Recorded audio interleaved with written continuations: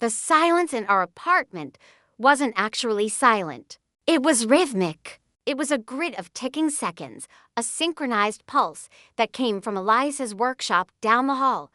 Elias was a horologist, a master of time. He spent his life bent over magnifiers, tweezers in hand, breathing life back into antique clocks that had stopped beating centuries ago. In the beginning, I found his focus romantic. I loved watching his steady hands, the way he could manipulate gears no larger than a grain of sand. But 10 years in, the romance had rusted. The ticking wasn't a heartbeat anymore. It was water torture. I would arrange the lilies in the foyer, my favorite flower, white and fragile, and listen to the silence of my own life. I was an interior designer, obsessed with flow and light, but my own home felt stagnant. Elias was always there, physically, but mentally he was lost in the 18th century. That hollow feeling in my chest? It was simply the space where a conversation should have been. I retreated to the digital world. It started innocently enough. I joined a forum for vintage art restoration, a place to discuss textures and preservation. That's where I found Julian. His username was Golden Ratio. He didn't talk about solvents or varnish. He talked about the philosophy of beauty. He was an art dealer based in the city, just a train ride away. Our public comments turned into private messages. We moved from discussing Art Deco to discussing our souls. Julian was everything Elias wasn't. Elias spoke in measurements, in torque and tension. Julian spoke in metaphors. He noticed the subtext in my typed words. He asked me about my dreams, not my schedule. He made me feel colorful in a world that had turned gray. The first time we met, I told Elias I was going to a fabric expo. My heart wasn't racing. It was soaring. I met Julian at a bistro with velvet seats. He was younger than I expected, with a sharpness to his jawline and eyes that seemed to devour you. We talked for 4 hours. He touched my hand across the table, just a brush of fingers, and the electricity was so violent, I nearly dropped my wine glass. I went home that night and looked at Elias. He was eating a sandwich over the sink to avoid getting crumbs on the floor. He asked, "Did you find the silk you needed?" I looked at his tired, oil-stained fingers and felt a surge of irrational anger. Yes, I lied. It was perfect. The affair didn't start with a bang. It started with a whisper, a lunch here, a gallery opening there. Julian made me feel like the protagonist of a movie. With Elias, I was just part of the furniture, functional, reliable, and entirely overlooked. I started building a wall of lies. Every brick was a fabrication. I have a late client meeting. The traffic was terrible. I'm visiting my mother this weekend. Elias, buried in his escapement mechanisms and mainsprings, barely looked up. He would nod, give me a distracted peck on the cheek, and retreat to his workshop. His obliviousness felt like permission. If he truly loved me, I reasoned, he would notice. He would fight for me. But he didn't. He just kept fixing his clocks. The resentment grew. I started to despise the way he chewed, the smell of machine oil on his clothes, the way he organized his socks by color. I was villainizing him to justify my own sins. The physical betrayal happened on a rainy Thursday. I told Elias the first had a site visit in the countryside. Instead, I drove to Julian's loft. It was chaotic, passionate, and messy, everything my marriage wasn't. Afterward, looking at the city lights through Julian's window, I felt a stab of guilt. But it was fleeting. It was quickly drowned out by the thrill of the secret. I felt powerful. I was living to lies, and I was the master of both. Julian and I grew bolder. We planned a weekend getaway. I bought a burner phone to message him while Elias was in the next room. I would sit on the sofa, watching Elias calibrate a grandfather clock and type filthy messages to Julian, hiding my smile behind a teacup. I thought I was invisible. I thought Elias was a fool. But Elias was changing. I was too wrapped up in my own drama to see it clearly at first. The changes were subtle. He stopped leaving his tools on the dining table. He stopped asking me to watch movies with him. He started dressing better, crisp shirts, tailored trousers. One evening, I came home to find him in the kitchen, cooking a complex risotto. "What's the occasion?" I asked, checking my phone for a text from Julian. "No occasion," Elias said. His voice was calm, steady. "Just wanted to try something new. Precision cooking."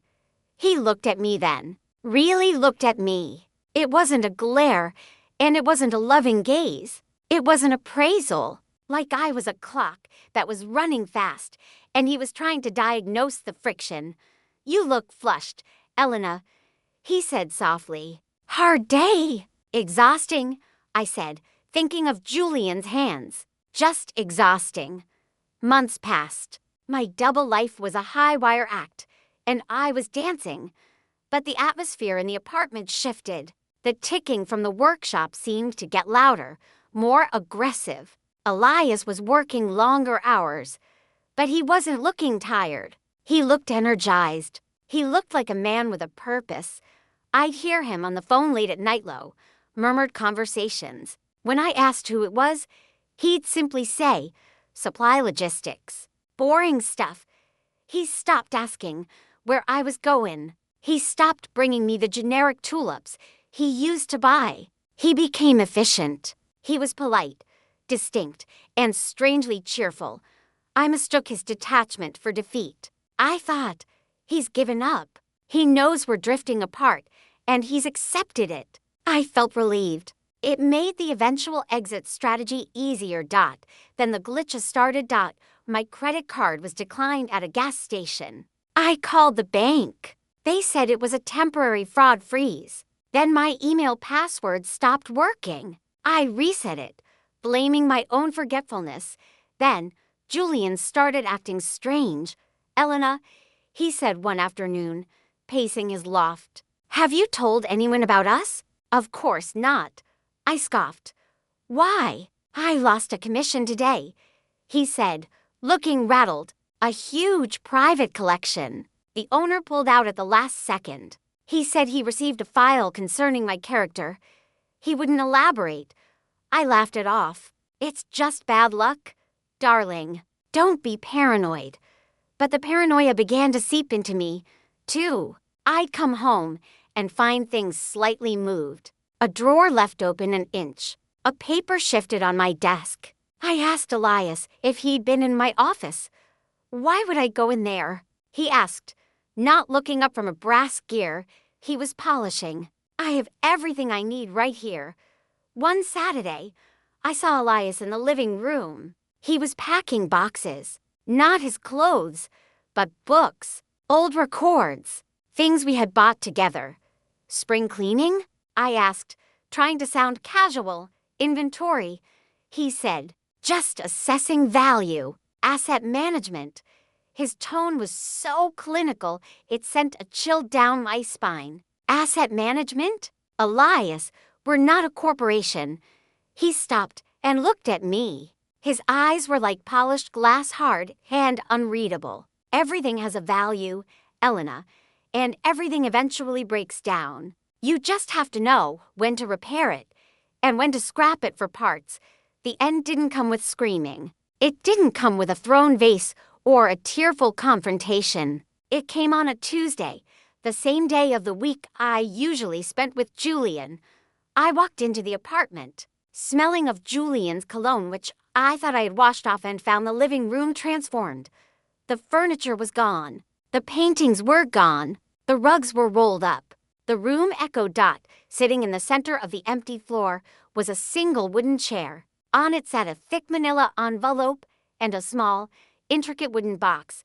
Elias was standing by the window, wearing a suit I had never seen before. He looked devastatingly sharp. He looked like a stranger. "Elias?" I dropped my keys. "What is happening?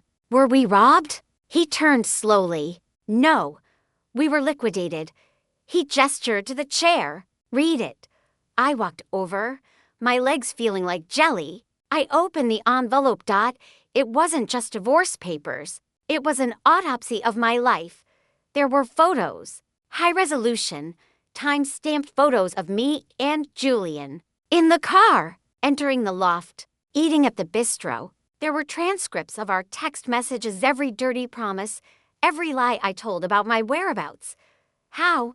I whispered. How did you get these? You synced your burner phone to the cloud, Elias said, his voice terrifyingly conversational. You used the same password as our Netflix account. You're an artist, Elena, not a spy. You were sloppy. I flipped the page. Bank statements. The joint account is empty, Elias stated. You can't do that. I shrieked, the panic finally hitting me. That's illegal. Read page 4, he said. I looked. It was a transfer authorization. You signed a power of attorney 3 years ago. Remember, when I was in the hospital for that back surgery? You never revoked it. I moved half the funds to a secure escrow for legal fees, and the other half. Well, let's just say bad investments happen. Market volatility is a tragedy. I stared at him. You stole our money? I protected my assets. He corrected. And speaking of assets, he pointed to the small wooden box on the chair. Open it. My hands were shaking so hard, I could barely lift the lid. Inside sat a watch. It was beautiful skeletonized, exposing a movement I had never seen before. It pulsed with a mesmerizing, silent energy. What is this? I asked, tears streaming down my face.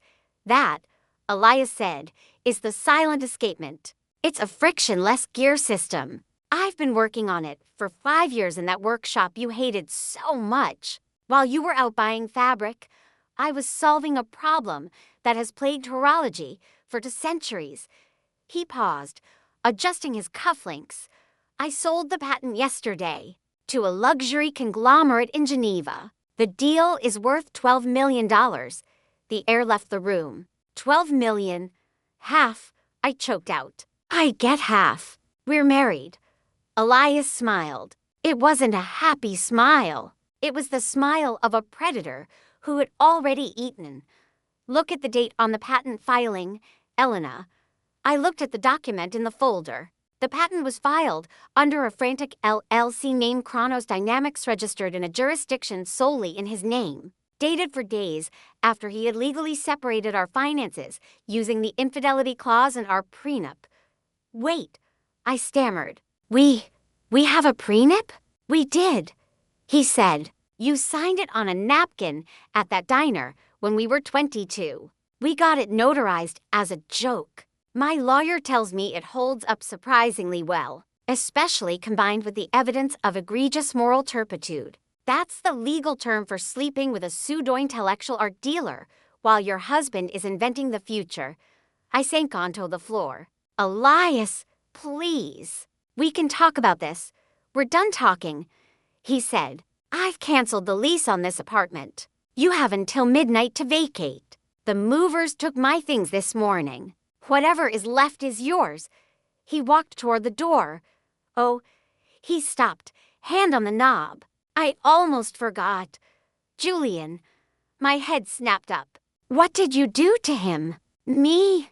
Nothing. I just introduced him to the truth. You see, Julian isn't who he says he is. He's drowning in debt. He was looking for a patron. He thought you were the rich one. He thought I was just a broke tinkerer. Elias chuckled darkly. I sent him a copy of your financial status, the zero balance, the debt you're about to inherit from the credit cards I just unlinked from my account. I believe he's already blocked your number. Check your phone. I pulled out my phone. I dialed Julian. The number you have reached is no longer in service. The silence in the room was deafening now. The ticking was gone. Goodbye, Elena, Elias said. I hope you find whatever it is you were looking for, but I suspect you left it here about 5 years ago. The door clicked shut.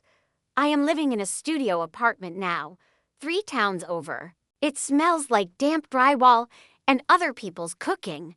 I work retail at a hardware store. It was the only place that didn't ask for references, because Elias methodical, thorough Elias had quietly dismantled my professional reputation too. A few well-placed whispers to the design firms about embezzlement and unstable behavior, backed up by doctored stress leave records he filed on my behalf, ensured no one would touch me. I walk past a newsstand sometimes. I saw a magazine cover last week. Wired. There was Elias, looking handsome and untouchable on the cover. The headline read, "The Time Lord, How One Man Reinvented the Watch." He looked happy.